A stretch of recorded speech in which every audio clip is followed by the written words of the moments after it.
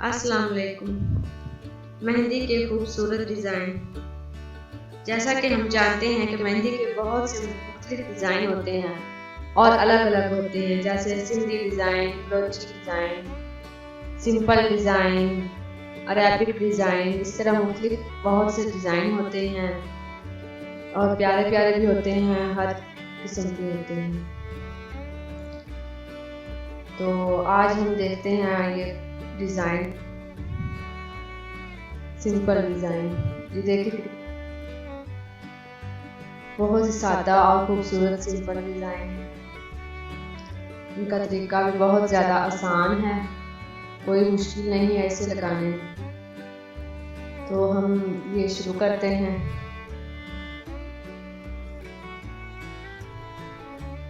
तो नाज़रीन, अगर आपने मेरा चैनल सब्सक्राइब नहीं किया तो मेरी आपसे गुजारिश है कि मेरा चैनल सब्सक्राइब कर दें और देखें खूबसूरत से डिज़ाइन।